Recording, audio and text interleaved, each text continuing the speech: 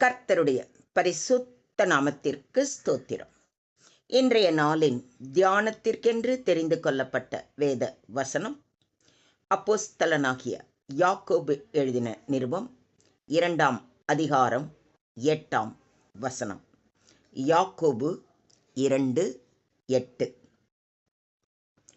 உன்னிடத்தில் நீ அன்பு கூறுகிறது போல பிறனிடத்திலும் அன்பு கூறுவாயாக என்ற வேத வாக்கியம் சொல்லுகிற ராஜரீக பிரமாணத்தை நீங்கள் நிறைவேற்றினால் நன்மை செய்வீர்கள்.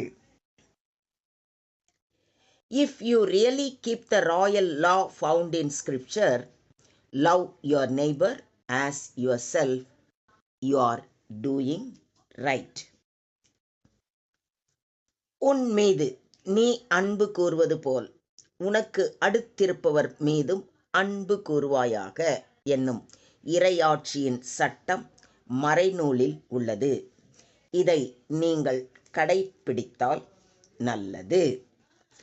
ஆமென். இன்றைய தியான வசனம் மிகவும் ஆழமான கருத்தை கொண்ட மிக முக்கியமான வசனம் ஆகும். இதை குறித்து சற்று நேரம் தியானிப்போம். ராஜரீக பிரமாணம் என்றால் என்ன? ராஜரீக என்பது அரசருக்கு உரியதாகும். இங்கே அது மிக உயர்ந்ததுமான தலை சிறந்த சட்டம் என்ற பொருளில் பயன்படுத்தப்படுகிறது. ராஜரீக பிரமாணம் என்பது இயேசுவின் காலத்தில் உன்னிடத்தில் நீ அன்பு கூறுகிறது போல பிறனிடத்திலும் அன்பு கூறுவாயாக என்ற கட்டளையை நிறைவேற்றுவது. இது மற்றவர்கள் மீது அன்பு காட்டுவதற்கும் நன்மைகளை செய்வதற்கும் பாவங்களை மன்னிப்பதற்கும் அழைப்பு விடுக்கிறது. ராஜரீக பிரமாணம் என்பது இயேசுவின் மூலம் கொடுக்கப்பட்ட ஒரு கட்டளை. இது ஆதியாகமம் 12:3 சொல்லப்பட்ட ஆபிரகாமின் மூலம் ஆசீர்வதிக்கப்பட்ட ஒரு இனத்தின் வழியாக பிறருக்கு ஆசீர்வாதம் கொண்டு வருவதையும் நன்மைகளை செய்வதையும் உள்ளடக்கியது.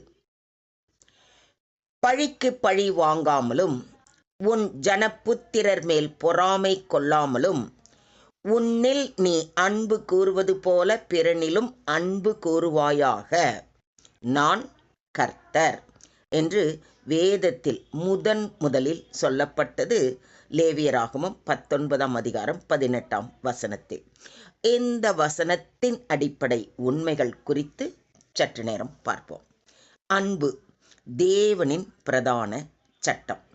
இயேசு கிறிஸ்து சொன்ன முக்கிய கட்டளைகளில் ஒன்று, உன் தேவனாகிய கர்த்தரிடத்தில் உன் முழு இருதயத்தோடும் உன் முழு ஆத்துமாவோடும் உன் முழு மனதோடும் அன்பு கூறுவாயாக. இது முதலாம் பிரதான கற்பனை. இதற்கு ஒப்பாயிருக்கிற இரண்டாம் கற்பனை என்னவென்றால், உன்னிடத்தில் நீ அன்பு கூறுவது போல பிறனிடத்திலும் அன்பு கூறுவாயாக என்பதே. இவ்விரண்டு கற்பனைகளிலும் நியாய பிரமாணம் முழுமையும் தீர்க்க தரிசனங்களும் அடங்கியிருக்கிறது என்றார். இன்றைய தியான வசனத்தில் கூறப்படும் உண்மை திறந்த மனம் கொண்ட அன்பு. அப்போஸ்தலனாகிய யாக்கோபு இங்கு பாகுபாடின்றி அன்பு செலுத்த வேண்டிய அவசியத்தை வலியுறுத்துகிறார். ஏழை, பணக்காரர், மதிப்புள்ளோர், தேற்றமற்றவர் என எப்படிப்பட்ட நிலையில் இருந்தாலும் அனைவரிடத்திலும் சமமாக அன்பு கூற வேண்டும் என்பதே முக்கிய கோட்பாடு. அன்பு செய்வது கடமை மட்டுமல்ல, நன்மை செயல். இங்கு யாக்கோபு சொல்வது, நீங்கள் அன்பு செலுத்தும் போது கடமையை நிறைவேற்றுகிறீர்கள் என்பது மட்டுமல்ல, நன்மை செய்கிறவர்களாகவும் ஆகிறீர்கள். இது நீதியான வாழ்க்கையின் அடையாளமாக இருக்கிறது. அன்பு வார்த்தையிலும் நாவிலும் அல்ல, செயலிலும் சத்தியத்திலும் அன்பு இருக்க வேண்டும். அன்பு விசுவாசத்தின் வெளிப்பாடு. மனுஷன் விசுவாசத்தினாலே மாத்திரமல்ல கிரியைகளினாலேயும் நீதிமானாக்கப்படுகிறான் என்று நீங்கள் காண்கிறீர்களே. அன்பு செய்வது விசுவாசத்தின் உண்மையான வெளிப்பாடாகும்.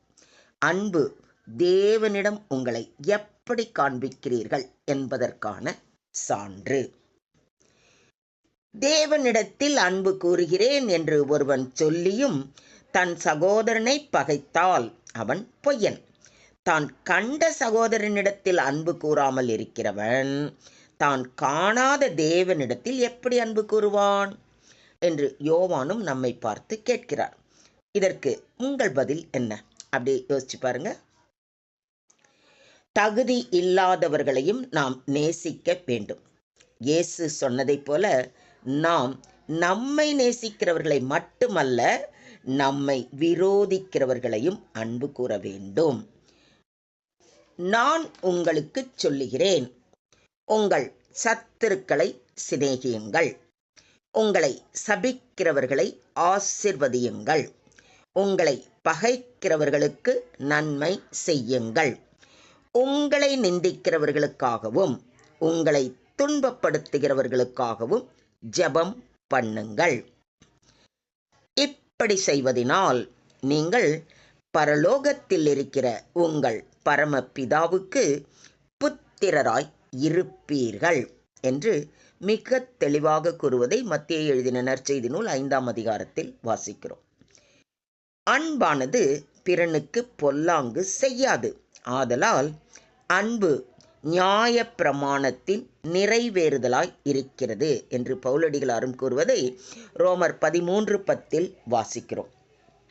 ஆதலால் மனுஷர் உங்களுக்கு எவைகளை செய்ய விரும்புகிறீர்களோ அவைகளை நீங்களும் அவர்களுக்கு செய்யுங்கள். இதுவே நியாய பிரமாணமும் தீர்க்க தரிசனங்களும் ஆம் என்று நம்முடைய ஆண்டவராகிய இயேசு கிறிஸ்து வலியுறுத்தி சொல்வதை மத்தேயு 7:12 வாசிக்கிறோம்.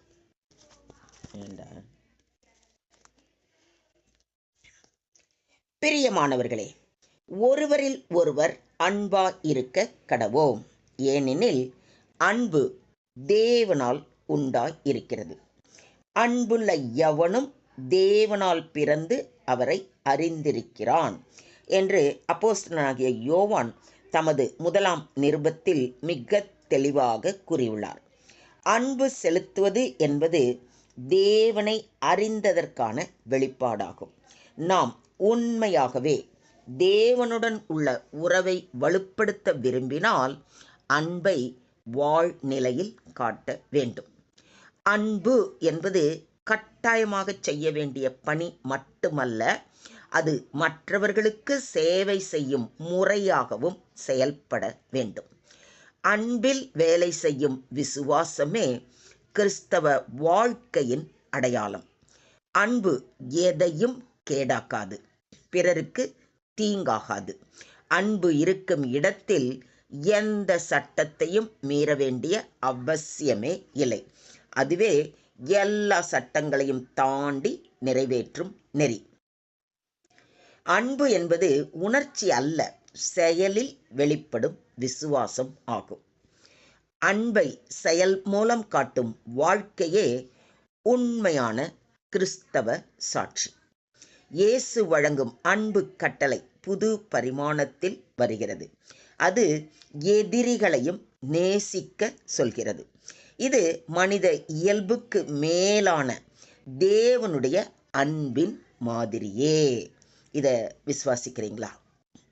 அனுதினமும் நாம் தேவ சமூகம் அமர்ந்து, கர்த்தாவே, நீர் என்னை அன்பால் நேசித்தது போல எனக்கும் பிறரை மனப்பூர்வமாக அன்பு கூறும் மனதையும் பரிபூரண விசுவாசத்தையும் தாரும்.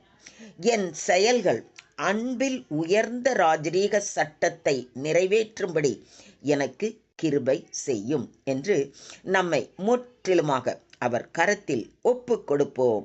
அன்பே உருவான தேவன் நம்மையும் அவருடைய அன்பில் திளைக்கச் செய்து அதே அன்பை நாம் மற்றவர்களுக்கும் பகிர்ந்திட கிருபை செய்வாராக. தேவனுக்கே மகிமை உண்டாவதாக. ஆமேன், ஆமேன், ஆமேன்.